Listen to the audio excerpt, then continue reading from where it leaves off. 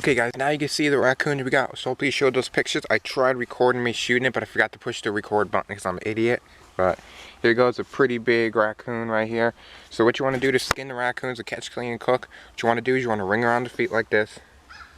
Then you want to cut up a line all the way up to the other foot. And do that for both sides. I'll show you after I do that, and then I'll show you the rest of the skinning process.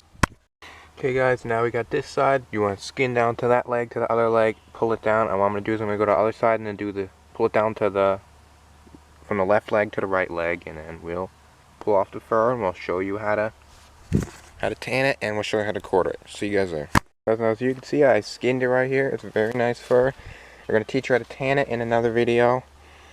But if the video gets 2 likes, we'll do a tanning video on this fur and actually show you how to do it. But for now, we're going to be just eating the back legs. The front legs don't have that much meat. You might just cut them off anyway and then wrap them up with the fur. But what you want to do is you just want to cut off right here, right in this part, and then you want to cut in between the legs until up around the joint until it comes off. Then we'll show you a great recipe on how to cook it, and I guarantee if you try this, you will like it if you do it right. So see guys, when I get this stuff done, I bring it in the house and I'll show you how to clean it up. Okay guys, so now what you need is raccoon, mushrooms, chopped, or you could chop them yourself, but preferably chopped, salt, garlic powder, black pepper, and smoked paprika. Tony Chachere's original curly seasoning, which is optional, but if you need a little kick to the raccoon, it is very, very good if you like spicy foods.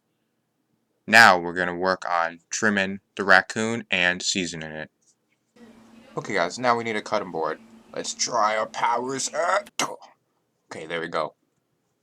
You're going to need one cutting board. It doesn't really matter. It's probably a medium-sized cutting board. You need your raccoon. And we're going to be trimming the fat off it. So I'll show you sort of how to trim the fat off it. There's a pretty easy way of doing it. So you want to get your raccoon.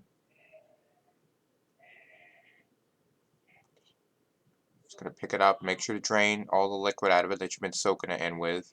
I've soaked it in a salt, sugar, Worcestershire sauce, and liquid smoke, like brine. It really depends what you add to it. It doesn't really matter, but just do your whatever you want. Add to taste. Also, we have this nice Zwillen, and I'm not sure exactly this knife name. I think it's a German knife.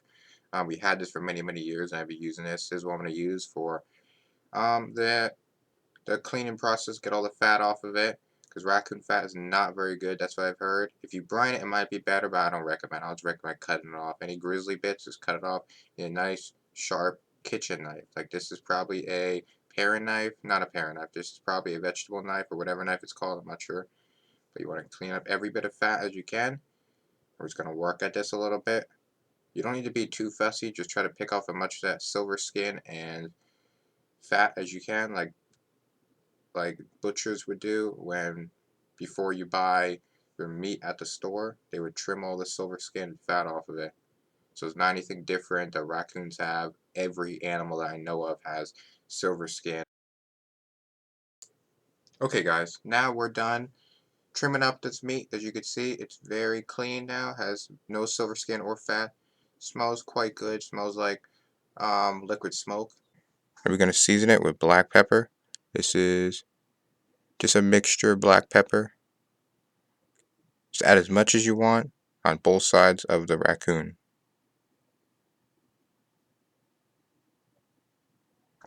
And also garlic powder.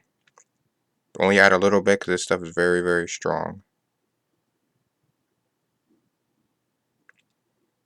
Smoked paprika.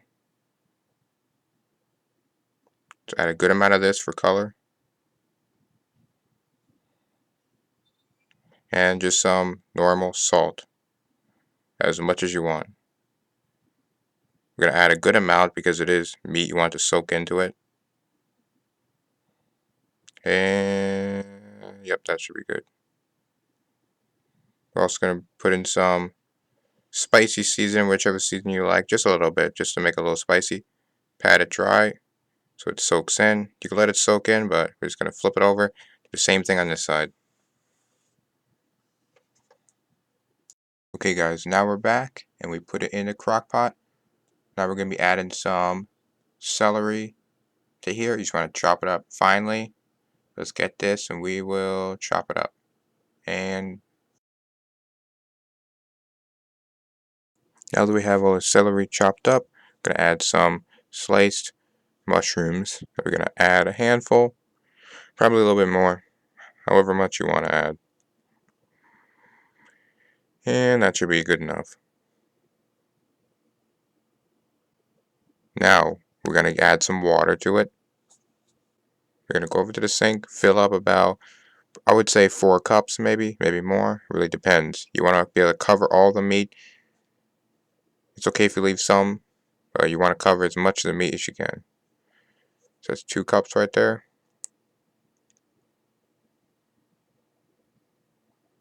Pour that in.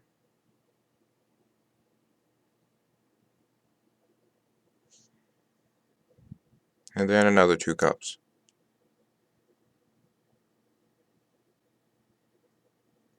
And then if it still shows, still a little bit of meat, you could just push it down like that, just to get it submerged in the water.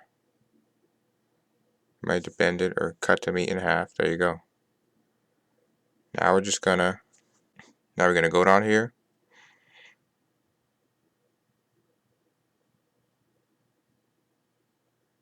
Plug it in. Turn it to high. We're gonna wait a few hours and we'll get back to you guys. Okay guys, now we're back. Open up this lid. Oh, it looks like it's cooking pretty good.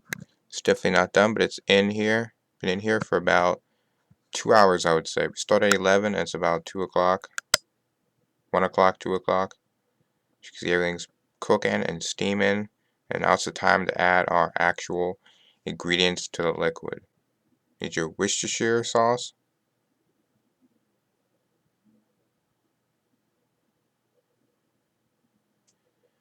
Liquid smoke.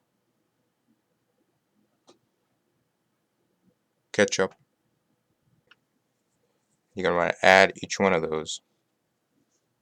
Add a little bit of the Worcestershire sauce. Just a good amount. I'll probably guess like a couple tablespoons. Probably like 4, maybe 6. How much ever you want to add. Probably, and liquid smoke, you want to add a little bit. Add a little bit in the cap. Dump it in. Be careful. This stuff is very strong. You just want to dump it in the liquid. Try not to get too much in the meat. Mostly in the liquid. You want it to soak into the meat after it cooks. Pour about a cap and a half. Now we need our ketchup. Open it up, make sure you shake it, and we'll put about a tablespoon, maybe 2 tablespoons. Now we need some whole cloves. These are optional, but it adds a good flavor to it. Make sure to pick them out when you're done eating. Gonna get a good handful, maybe half dozen to a dozen pieces. Just poke them in the meat and keep them in there. Now we're gonna use rosemary leaves. Just sprinkle a little bit in there. It's optional too. You don't have flavor to your broth or your stock. You could use for other recipes.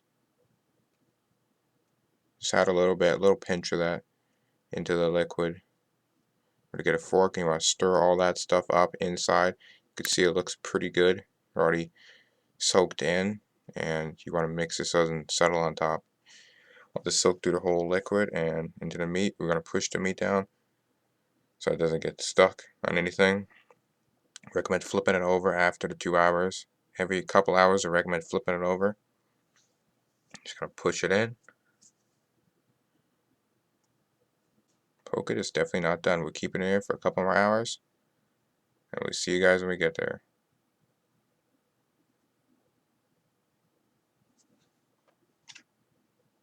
Okay guys, now we're back. It's been probably 8 hours cooking. As you can see, we have the broth, we have all this meat. That's probably a good 2 pounds of meat that I shredded off of the bone. And we'll actually try some of it. It looks really, really good. You can see it flakes apart very nicely. It looks very good. Recommend eating with some salt, maybe a sandwich. Let's try it. It looks really, really good. I definitely recommend you trying this recipe. See what you think about it. And try a little more. Some salt. It's actually really good. So, in case you make some sandwiches, this barbecue sandwiches, I'll recommend. You could pull it, put it in a taco. You could fry it. You could do whatever you want. It's really, really good meat. Hope you guys like it. And I hope you guys liked the video. Don't forget to like, comment, and subscribe, guys.